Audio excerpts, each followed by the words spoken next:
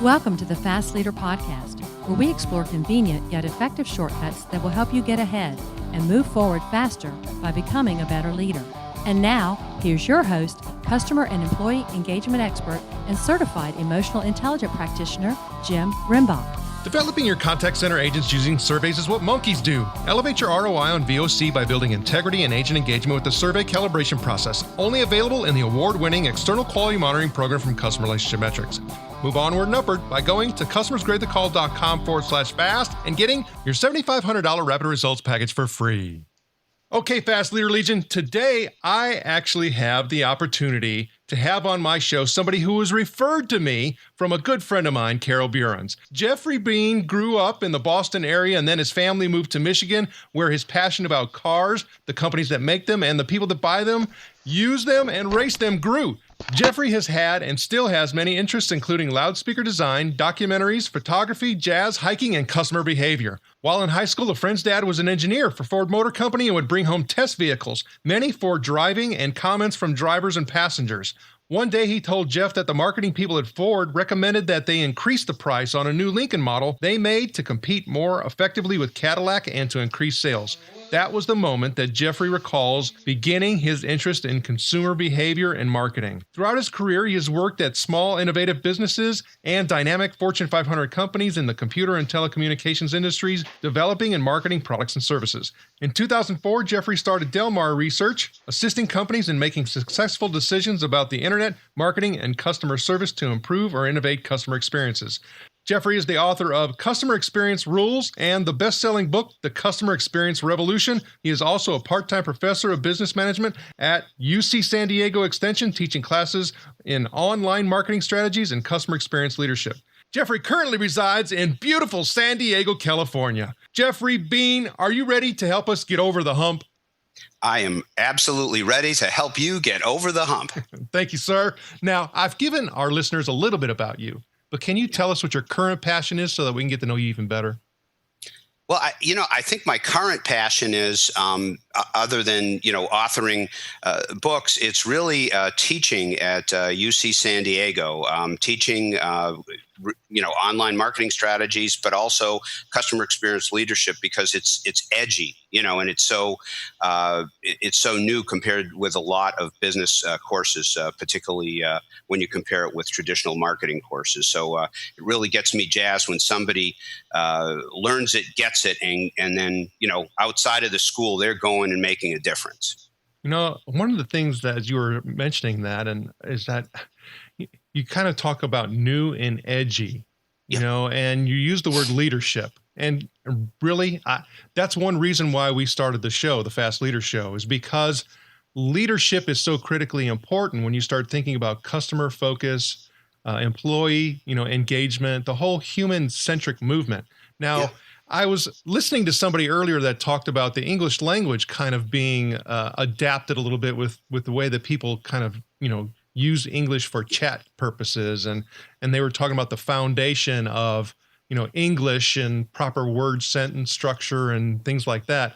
Now, do you think that this is just an evolution of leadership, or is it really something that's totally different, a different language of leadership?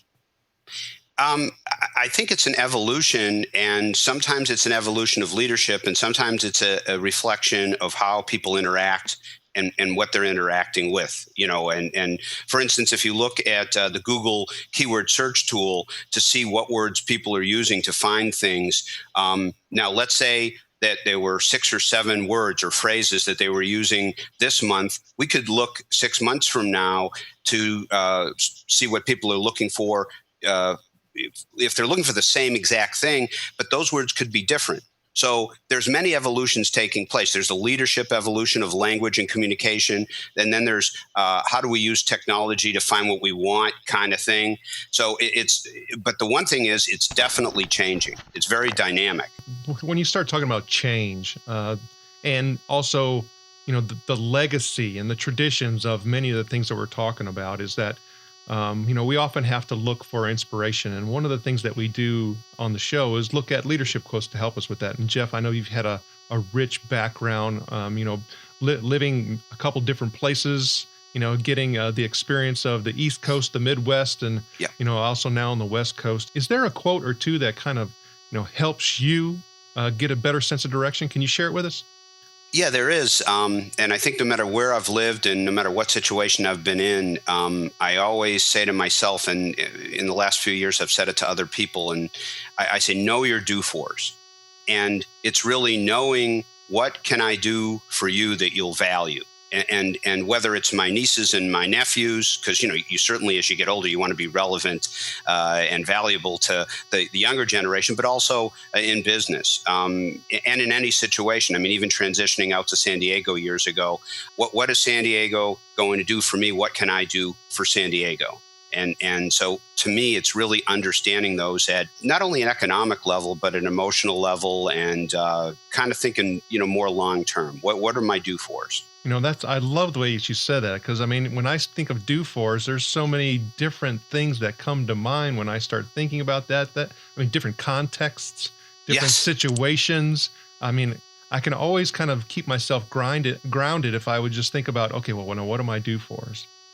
What's my do-fors talking today? What's my do-fors with my wife over the weekend, or students ask me for help, or if I give a seminar at a company and they're asking me, well, it's not just purpose, but it's really, how can I be of value? How can I make a difference at the end of the day that's valued?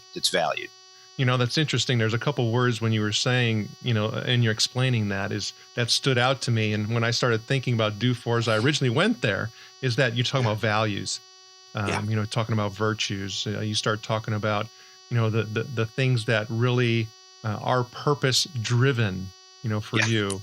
And I think it helps make it, all kind of applicable. It's like a lot of times we start like, okay, but how can I apply that? And I think do-fors is a great way of being able to do that. So thanks for sharing. Oh, you're welcome. Great question. Now, I would dare to say that, when you think about, having your own business, going through and even the story about, having the neighbor and the experimental vehicles, I know that had to be exciting. But we all have humps that we have to get over. And just going through the transitions of life, starting your own business, becoming an author, trying to speak, and influence others. All of those things represent a lot of humps that we have to get over, where we often have to ask about our do-fors, right? Right. Is there a story that you can share with us that has kind of really, helped ground you and helped you really establish better do-fors? Yeah, there's many along the way, but when I go way back to, I'd say, the early '90s, when I was a lot younger, but also when I was learning a lot and working at Hayes Microcomputer. We made modems, and we were a small company in Atlanta. We also made software. And part of my job as a market planner, young Jeofrey Bean was supposed to help turn around the company. And I certainly had a really good demand side view. That's just kind of how I live and how I think. You can put as much technology and marketing and all that stuff in front of me, but I'm always thinking about how does it link to the outside world. And so I was kind of in a bind where it was like, well, you're supposed to help improve the sales of this company and turn the company around. And yet nobody inside the company, particularly engineers, weren't talking to marketing people. And then we even had engineers who divided themselves up into, let's say, synchronous engineers and asynchronous engineers, and they lived in different worlds in their mind, and they rarely left Norcross, Georgia, where our office was. And we also had our manufacturing there. And I couldn't get them to agree even on, no, we need to get rid of some old products. And by the way, you're working on some new stuff that you like to work on, but we need to have you work on things that we can introduce to the market that people will adopt and love. And so one day I got this idea that I want to take these folks to lunch, some marketing people, some engineering people, some product managers. I said, why don't we go to lunch, and then after lunch, let's go to this new place called Comp USA on Jimmy Carter Boulevard in Atlanta. And this was new at the time. To have like a supermarket kind of store, like a Staples, but it was all filled with computer stuff, with loss leaders and a section in the back for advanced products. And I walked them through the store, and I said, I just want to share with you guys, I didn't want to have the academic discussion with them about what a product life cycle was and, all that. I wanted them to see where some of the products that they designed, put their heart and soul into. I wanted them to see the cycle for themselves. So we went to the back of the store where our highest performing, most edgy modems were at the time, including software, and they were selling for almost street, suggested retail. But then by the time we made it up to the front, like where the cash registers were, a lot of the products that they had worked on just 2 years ago were in this kind of bargain bin and marked down, and they were a little freaked out, actually. And I said, this is where it happens. This is just one channel of many channels now. At the time, we were only in 2 distribution channels, and the PC-driven market was like in 9 or 10. So the company had to learn that, write products in the right channel for the right customer, and what the do-fors were for the customer.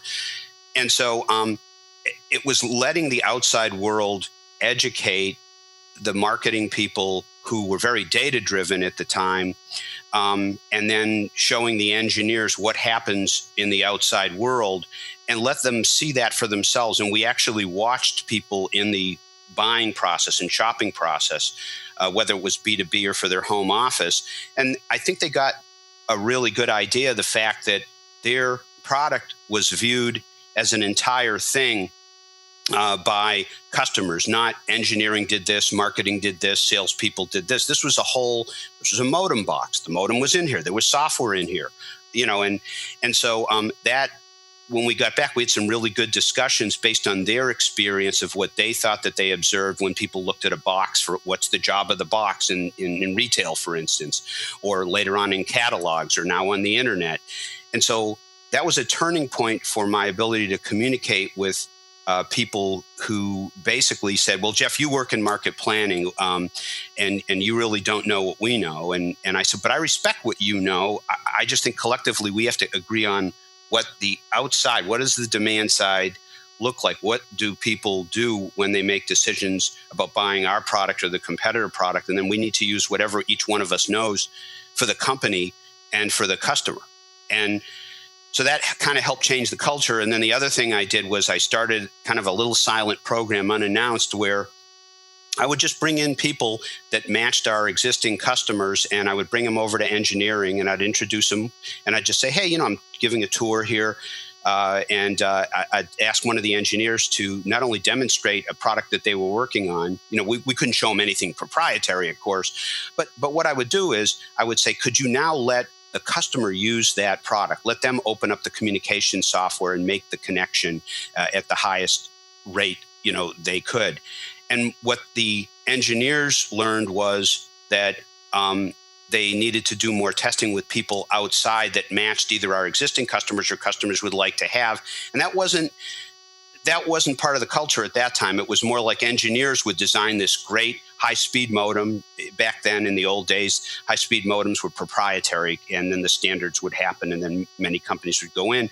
So they would basically make modems and then bring it down the hallway. An engineer would bring it down the hallway for another engineer, get the approval from a performance standpoint, but not necessarily bring our customers into the process of development and even, the box. What does the box look like? And like I asked our box people, why is there a dog on our box? And nobody knew. So it was really kind of trying to let them know that this isn't about what Jeofrey Bean wants as far as our communication across the departments and our involvement with people outside, from whether we're trying to fix an existing product, whether it's the pricing, marketing, communications, or we're trying to develop it.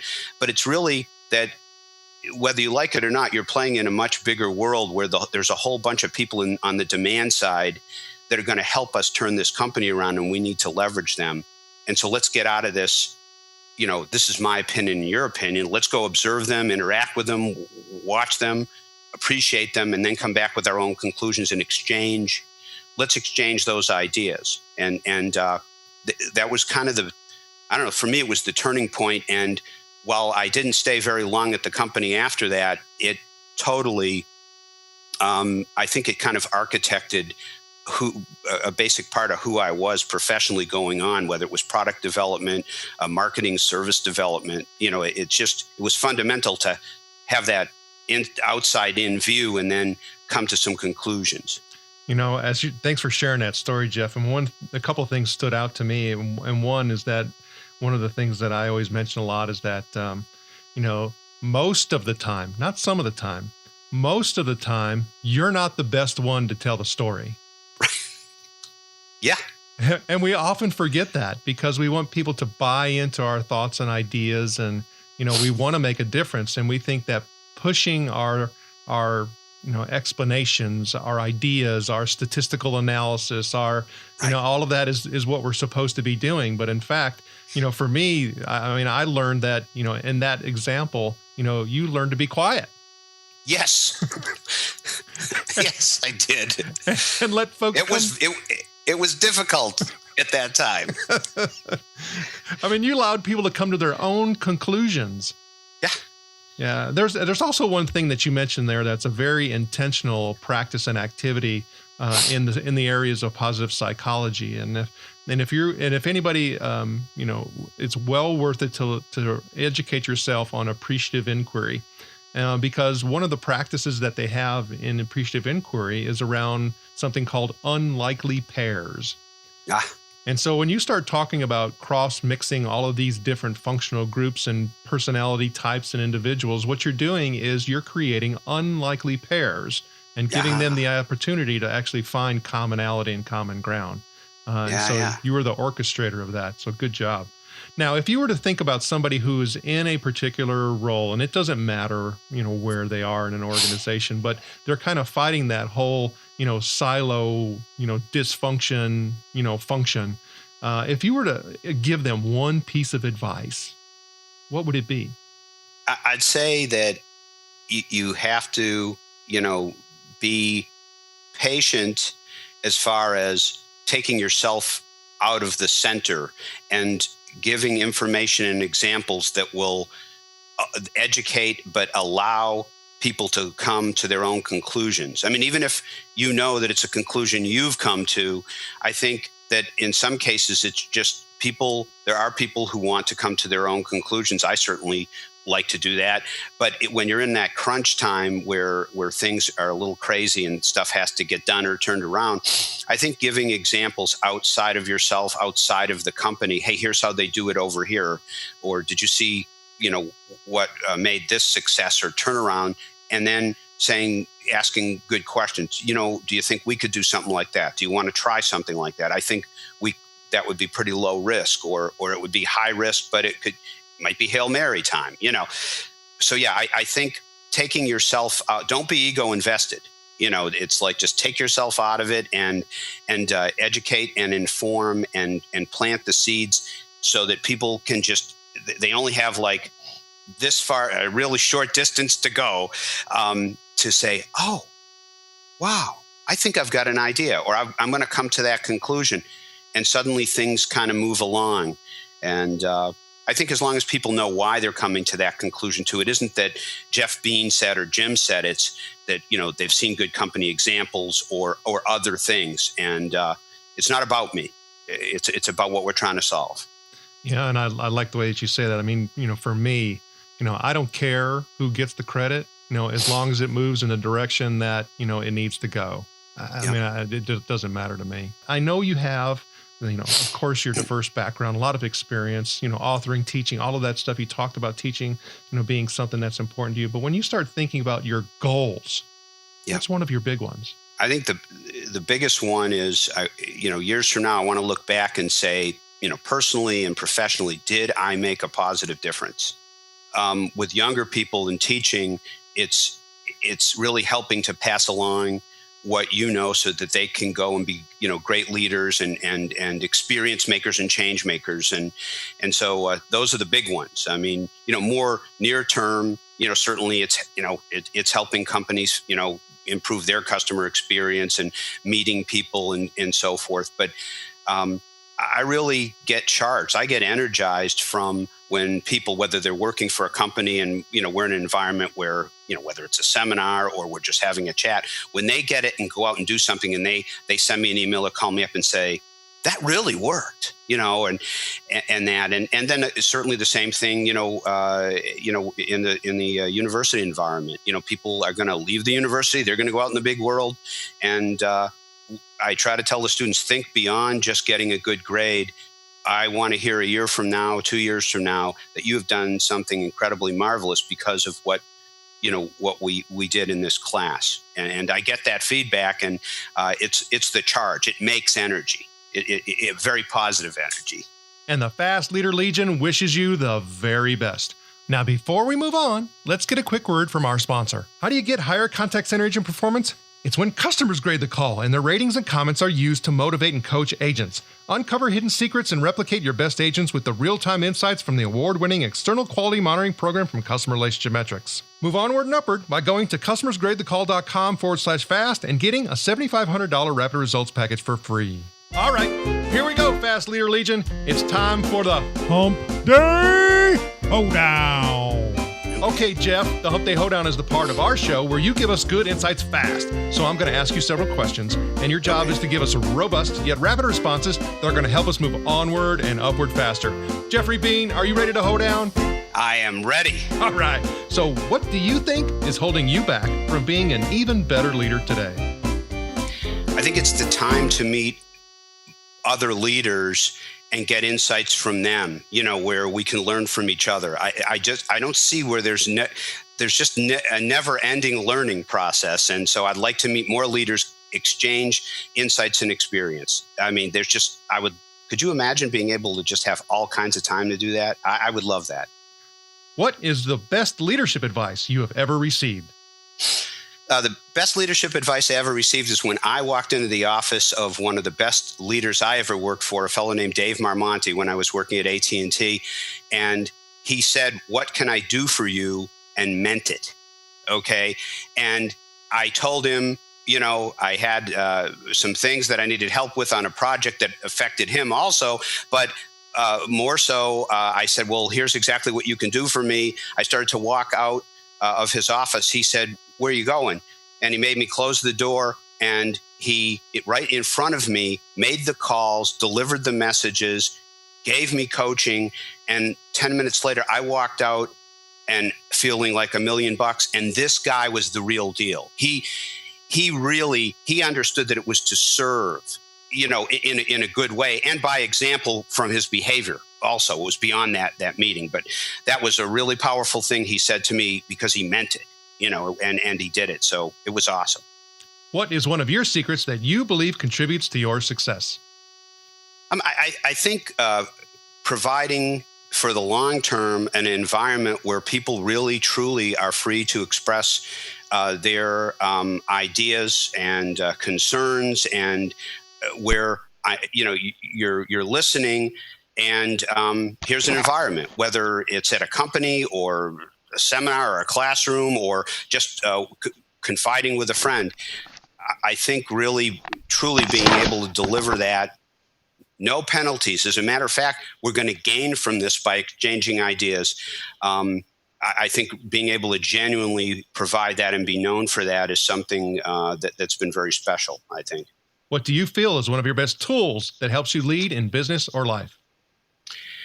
I think it's understanding the diversity of opinions and ideas and disciplines. So, I love the fact that when you ask the same question to people from different places or from different backgrounds, to me, I want to be surprised by the different answers because I don't know it all. What would be one book from any genre that you would recommend to our listeners? I don't know. It's kind of a tie for me. I like Howard Schultz's book, where it's called Onward, and he's just an incredible leader and inspirational fellow. But I also like Don Norman's Design of Everyday Things. It's kind of a toss-up. Okay, Fast Leader listeners, you can find links to that and other bonus information, which will include a free chapter from Jeff's book on the show notes page, which you'll be able to find at fastleader.net/Jeofrey Bean. Now, I want to make sure that everybody knows that Jeofrey Bean is spelled a little bit uniquely. It's Jeofrey. That's Jeofrey Bean. Okay, Jeff, this is my last Hump Day Hoedown question. Imagine you were given the opportunity to go back to the age of 25, and you've been given the opportunity to take the knowledge and skills that you have now back with you, but you can't take it all. You can only take back one thing. So what skill or piece of knowledge would you take back with you, and why? I think that it's understanding that being effective and efficient is more important than a whole bunch of other things. Just, you can know a bunch of things, but are you effective with that?